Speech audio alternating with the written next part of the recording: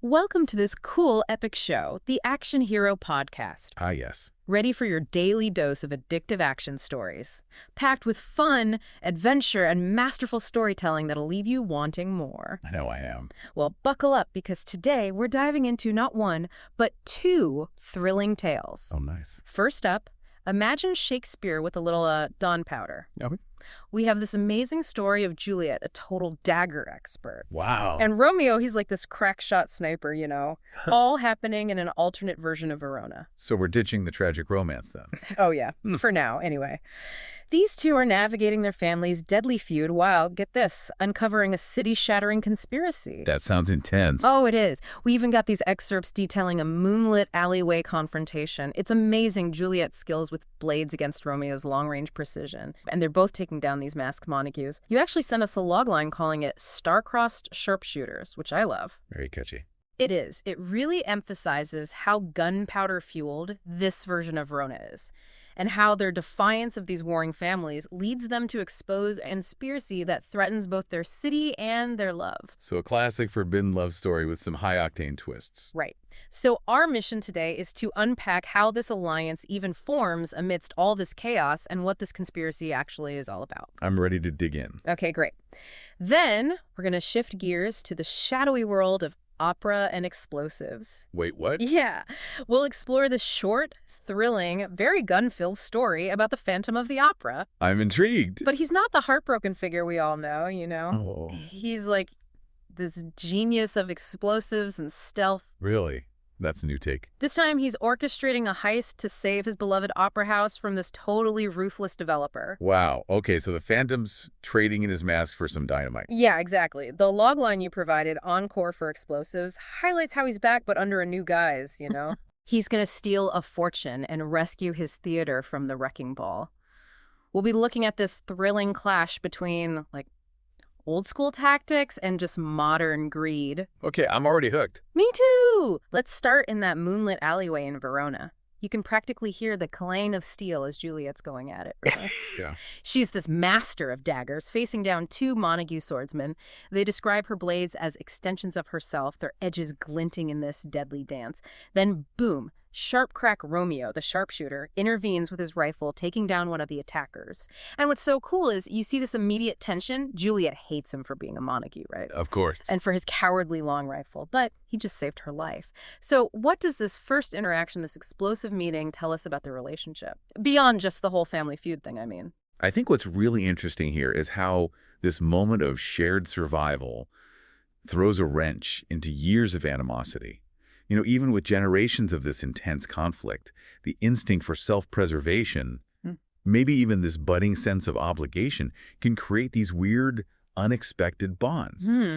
That's a good point. It kind of suggests that maybe these deep-seated hatreds aren't as, absolute as they seem when you're suddenly facing a direct threat.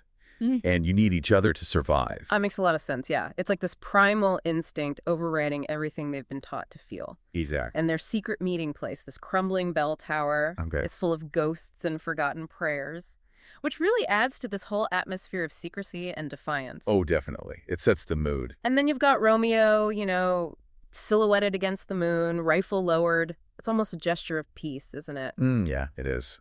But then Juliet's words are still so bitter as she acknowledges that he saved her. But then Romeo casually mentions that she took an arrow for him the week before. This back and forth, this tit for tat of saving each other in the middle of their family's war. I mean, what does this say about what they value as individuals versus what their families demand of them? Well, it's like this unspoken code they have.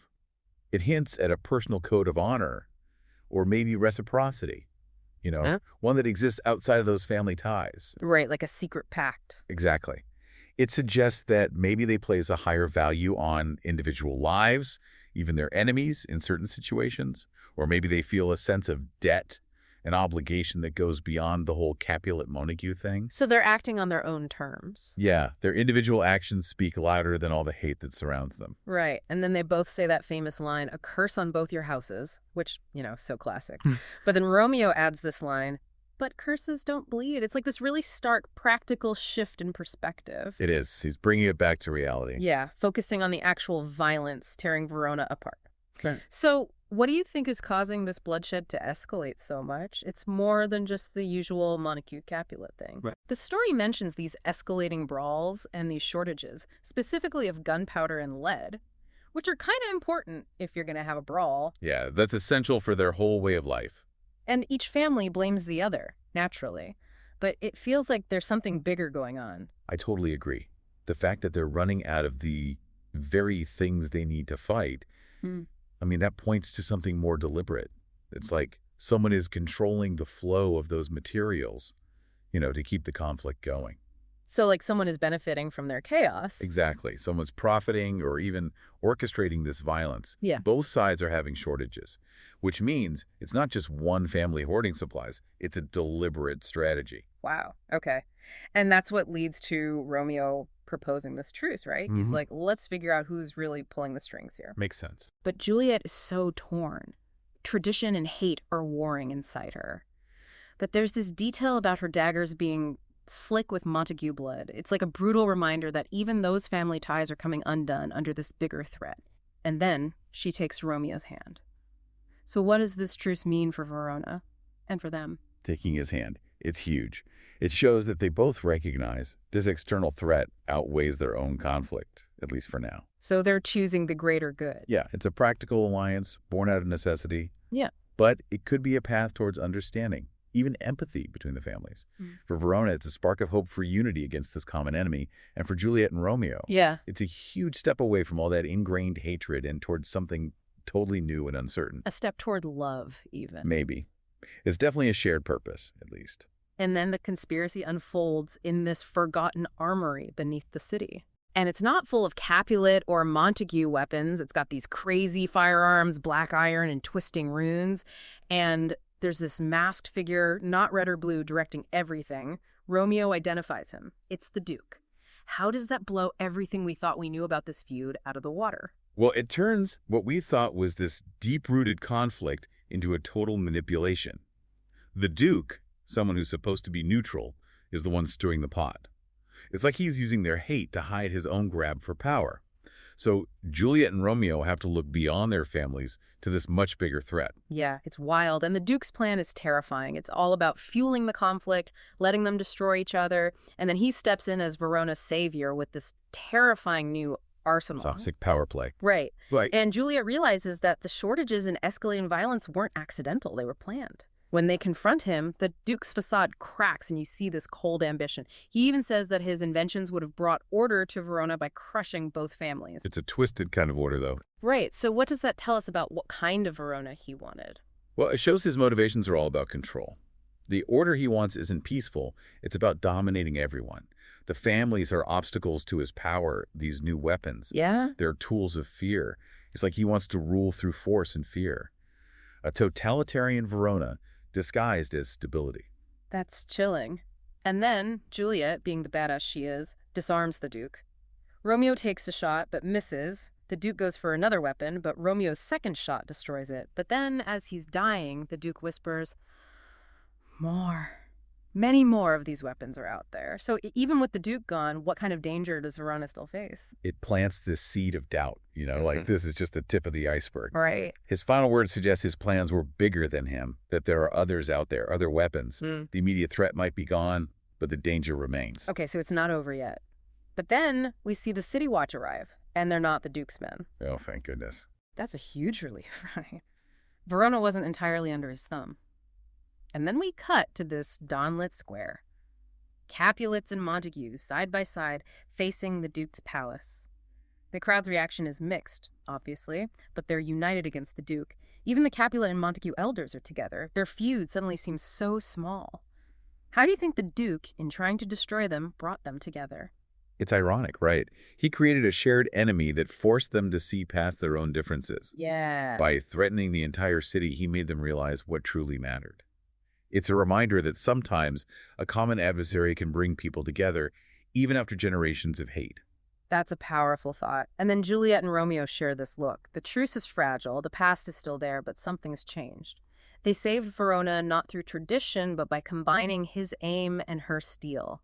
Maybe these star-crossed lovers won't have a tragic ending. Maybe they're the spark that'll change Verona, It's a hopeful thought, right? Definitely. What kind of future do you see for them and for Verona after this? Well, for Juliet and Romeo, it's a chance for a new kind of relationship, one built on trust and respect. Maybe, just maybe, it can heal the rift between their families. I like that. And for Verona, it's a fresh start, a chance to rebuild without this feud hanging over them. They've learned that collaboration, not conflict, is the way forward. What a powerful twist on a classic tale. All right, let's switch gears completely. We're heading to a smog-choked Paris, where the Grand Opera House stands silent. Our phantom isn't the Eric we know. Right, the heartbroken one. He's fueled by desperation and fury, a total genius of explosives and stealth. Okay. And he's not just lurking in the shadows anymore, he's planning a heist to save the opera house from this ruthless developer, Moreau. It's kind of poetic, you know.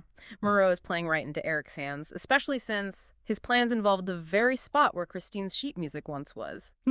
Yeah, it's interesting how they tied that in. So how does this phantom compare to the one we're all familiar with? This phantom's not a victim. He's proactive. He's fighting back, using his intelligence and skills to protect what he loves.